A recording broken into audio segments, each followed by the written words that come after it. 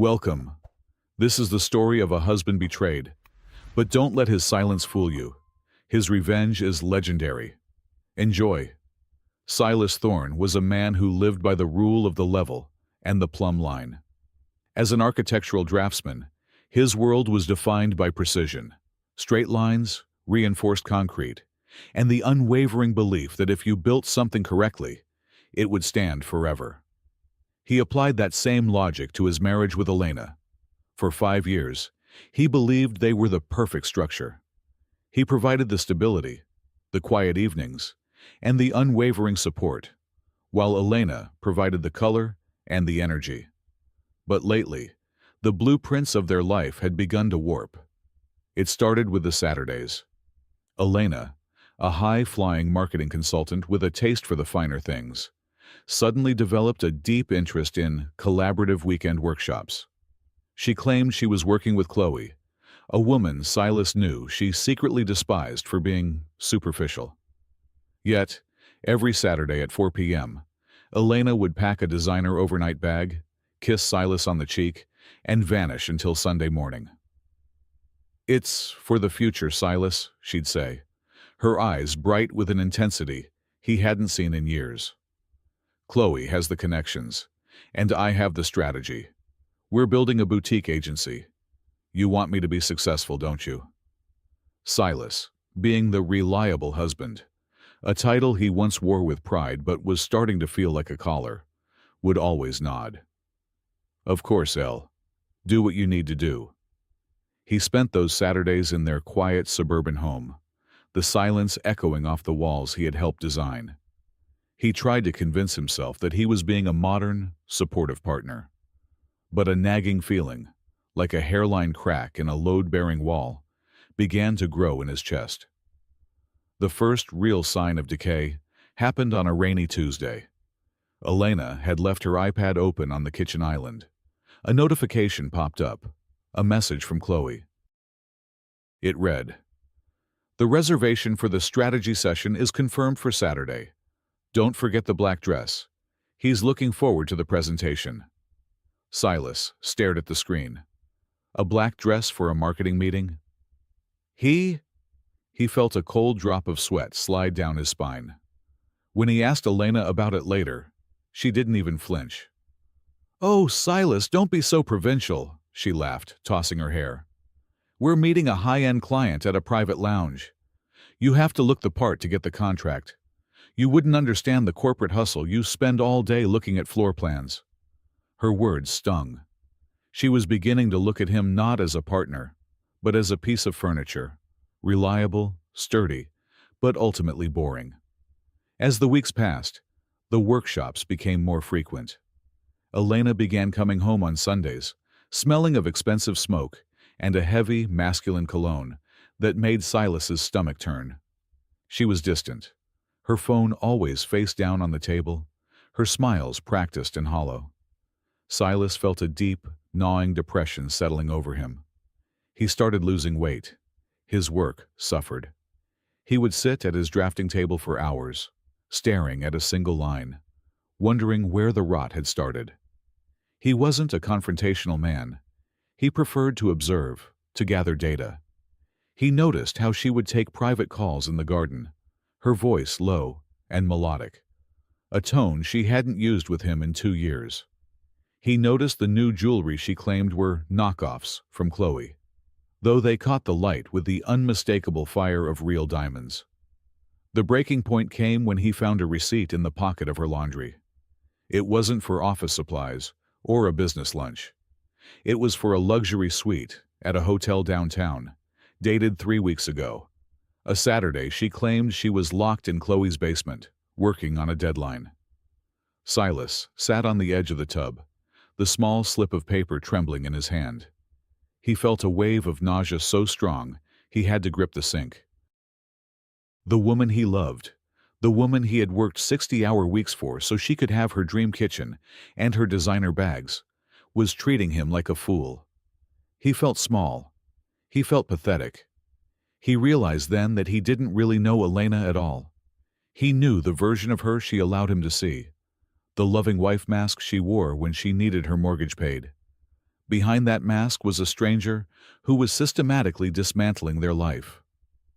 That night, Silas didn't sleep.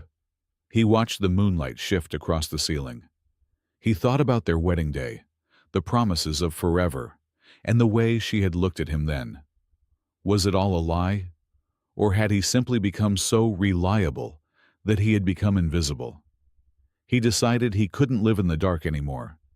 He didn't want to be the guy who ignored the cracks until the roof fell in. He needed to see the truth for himself, even if it destroyed him. The following Saturday, when Elena packed her bag and gave him that same rehearsed kiss, Silas didn't stay on the couch. He didn't order pizza. He waited until her taillights disappeared around the corner. Then he grabbed his keys. His heart was hammering against his ribs like a trapped bird. He wasn't a spy. He wasn't a hero. He was just a husband who needed to know if his life was a ghost story. He followed her, staying 3 cars back, his hands slick with sweat on the steering wheel. He watched as she bypassed Chloe's neighborhood entirely and headed toward a wealthy enclave on the outskirts of the city, a place where the houses were hidden behind tall hedges and iron gates. As he pulled up to the curb a block away, he saw the flickering lights of a party. He saw the expensive cars lining the street, and he saw Elena, wearing that black dress, stepping out of her car with a radiant, predatory smile that she hadn't given him in years. Silas sat in the dark, the engine idling, feeling the last of his world crumble. He was depressed, he was broken, but beneath the sadness, a small, cold spark of resolve began to flicker. Silas sat in the suffocating silence of his car for 10 minutes. The bass from the house vibrated through his seat, a rhythmic thumping that felt like a headache taking root. He felt like he was hovering outside his own body, watching a pathetic man named Silas Thorne contemplate the ruins of his dignity. He was a draftsman. He knew that once a structure's integrity was compromised, there was no patching it. You had to tear it down to the dirt. The walk to the front door felt like a journey through a fever dream. The driveway was a graveyard of luxury SUVs and Italian sports cars. Silas, in his sensible sedan and weather-worn jacket, looked like a glitch in a high-definition movie. As he approached the entrance, the smell of expensive tobacco and ozone hit him. He didn't knock. He pushed the heavy oak door open and stepped into the belly of the beast. The interior was a sprawling, open-concept nightmare of glass and chrome. Dozens of people, the city's elite, the people Elena always talked about wanting to impress, were scattered across the room. The air was thick with the scent of gin and the sharp, metallic tang of cold laughter. Silas stood in the foyer, blinking against the strobe lights. He felt exposed, like a blueprint pinned to a board for critique. "Hey, look who finally showed up," a voice boomed. A man in a tailored navy blazer, holding a crystal tumbler, stumbled slightly as he walked toward Silas. He had the glassy-eyed stare of someone 4 drinks deep into a very good night. He looked Silas up and down, a slow, mocking grin spreading across his face. "Wait, wait," the man shouted, turning back to the room. "Is this him? Is this the legendary, reliable husband?" The music didn't stop, but the conversation did. Heads turned. Eyes, judging, amused, pitying, locked onto Silas. A ripple of snickering moved through the crowd. "The guy who stays home and keeps the lights on," someone yelled from the balcony. "The saint of the suburbs," another added, followed by a chorus of clinking glasses. Silas felt a flush of heat rise to his face. It wasn't just that she was cheating. It was that he was a joke. He was the punchline to a story she had been telling these people for months. He wasn't a partner. He was an anecdote used to make her life seem more daring by comparison. "Where is she?" Silas asked, his voice sounding thin and foreign to his own ears.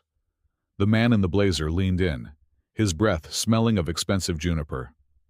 "Don't be a buzzkill, man. She's upstairs networking. She told us you'd be tucked in bed by 9 with a glass of warm milk. You're ruining the vibe." He let out a sharp, barking laugh and clapped Silas on the shoulder. But hey, she did say you were reliable. Most guys would have checked the GPS months ago. You're a slow burner, aren't you? Silas shook the man's hand off his shoulder. The depression that had weighed him down for weeks suddenly crystallized into a cold, hard diamond of focus. He didn't look at the crowd. He didn't respond to the jeers. He walked toward the staircase, each step a deliberate act of defiance against the man he used to be. The second floor was quieter, the air cooler. The hallway was lined with closed doors, but he didn't have to guess which one to open. He could hear it.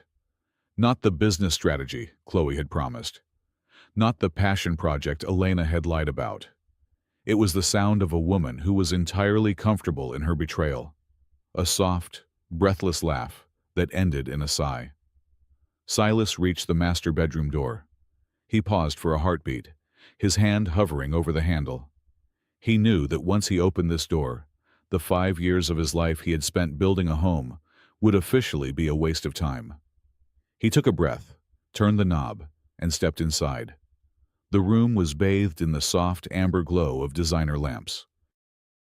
Elena was there, still in that black dress, but it was disarrayed. She was draped across a chaise lounge, laughing as a man Silas recognized as Julian, a high-level executive from her firm, whispered something into her ear while holding a bottle of champagne. The silence that followed Silas's entry was absolute. Elena's laughter died in her throat. She didn't scream. She didn't scramble to cover herself. She simply froze, her eyes widening until the whites showed all around her pupils. Julian looked up, annoyed at the interruption, until he saw the expression on Silas's face. "Silas," Elena's voice was a ghost of a whisper. What are you doing here?" "I was just checking the foundation," Silas said, his voice terrifyingly calm. "I heard there were some cracks." "Silas, listen," she said, finally standing up, her poise returning as she realized he wasn't going to get violent. She began to smooth her dress, her face shifting from shock to a familiar, cold irritation. "It's not what it looks like. We were celebrating a huge win. I didn't want to tell you because I knew you'd get all insecure and reliable on me." "Is that the story you told everyone downstairs?" Silas asked. "The one where I'm the stupid who stays home while you find night partners?" Elena flinched at the phrase. She looked at Julian, who was now standing, looking bored and slightly embarrassed. "Look, buddy," Julian started. "Maybe you should just go home and—" "I am home," Silas interrupted, looking at Elena. "Because everything in our life was built on my work. My name is on the mortgage. My name is on the accounts you've been draining." "Oh, please," Elena snapped, her guilt instantly turning into aggression. This was her defense mechanism. When caught, attack. "Don't act like the martyr. You were boring, Silas. You were a chore. I needed life, I needed excitement, and you were just a blueprint. If you want a divorce, fine. But don't think for a second you're walking away with anything. I've already talked to Chloe.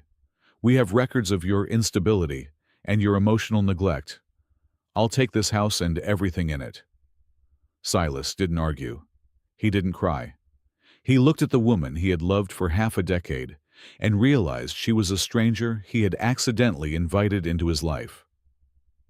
"We're leaving," Silas said. "What?" "I'm leaving, and you're coming with me to get your things. We are ending this tonight." The drive home was a nightmare of screaming and crying, fake tears that turned into venomous insults the moment Silas didn't react. When they finally reached their house, Elena transformed again. She realized the reliable husband wasn't following the script. He wasn't begging for an explanation. He was just done. "You can't do this to me," she shrieked, throwing a vase against the wall. "I am Elena Thorne. I made you. Without me, you're just a guy in a cubicle." Silas just stood there, watching her ruin the living room. "I'm not a blueprint, Elena," he said softly. "I'm the architect, and I just decided to condemn this building." He went to the guest room and locked the door, leaving her to her rage. He pulled out his phone and sent a single text to his friend Max. "The inspection is over.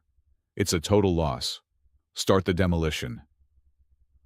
The next morning, the house was silent, but the air was thick with the scent of burnt bridges.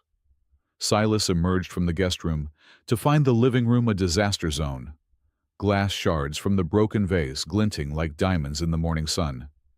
Elena was gone, likely to Chloe's to plot her next move. Silas didn't clean up. He didn't fix anything. He sat at the kitchen table and waited for the man who knew how to turn a tragedy into a strategy.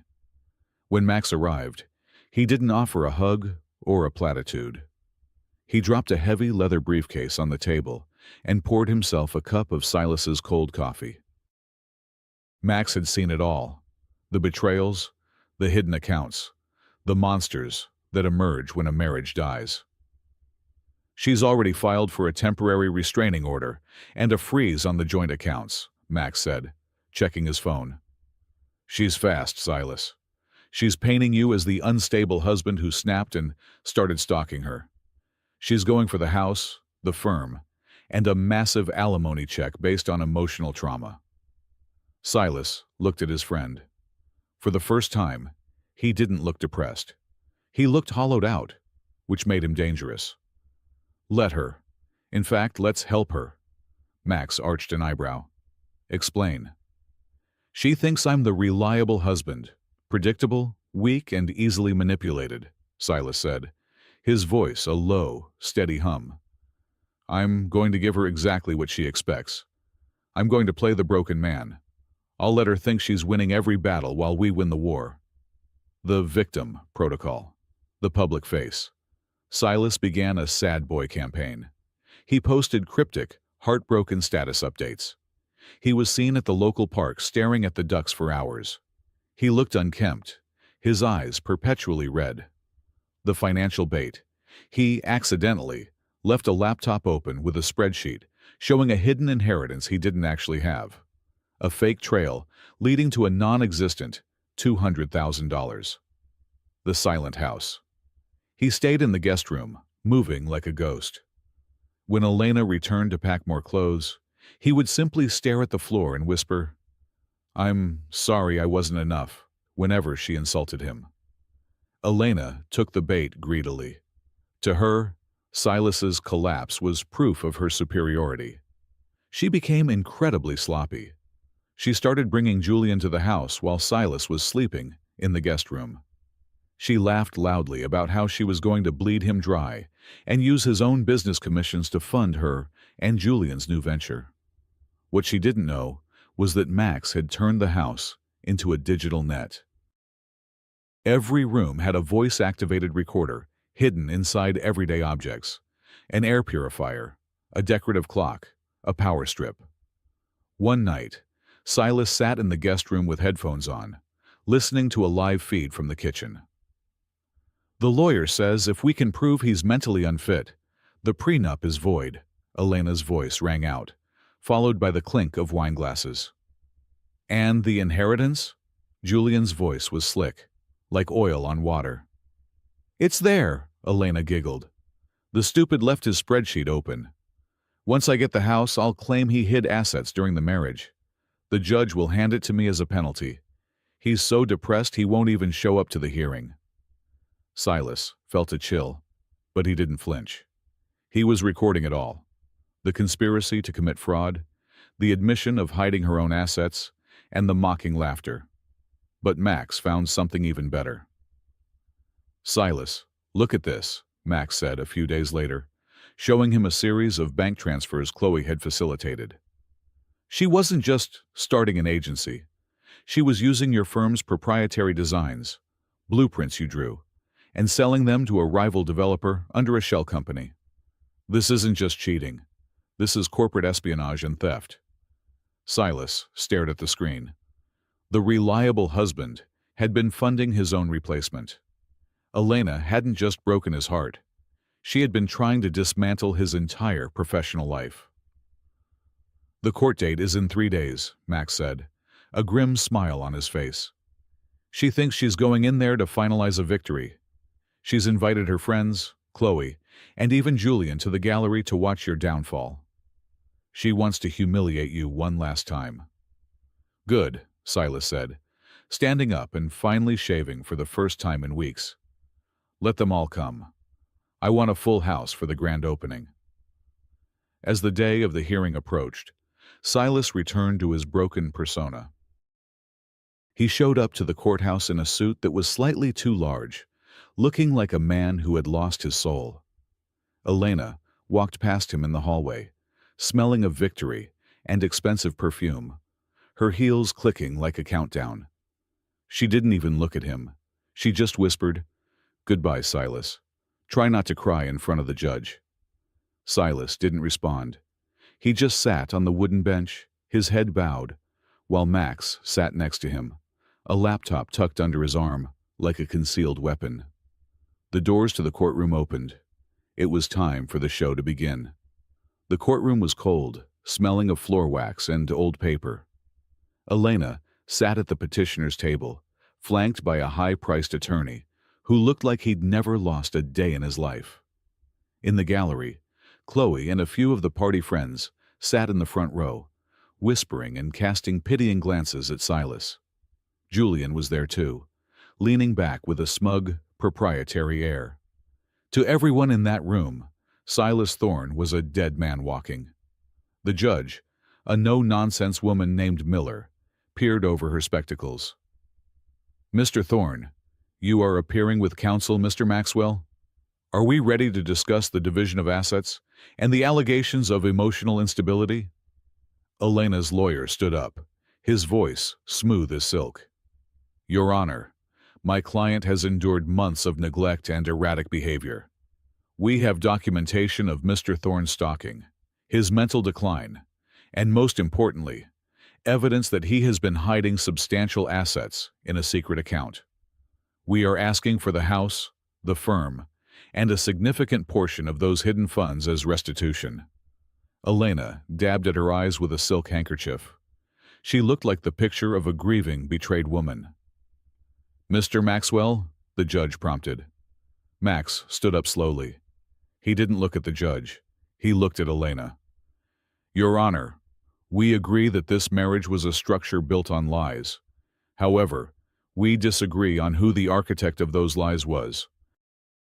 We'd like to present a site inspection of the last 3 months." Max opened his laptop and connected it to the courtroom's projector.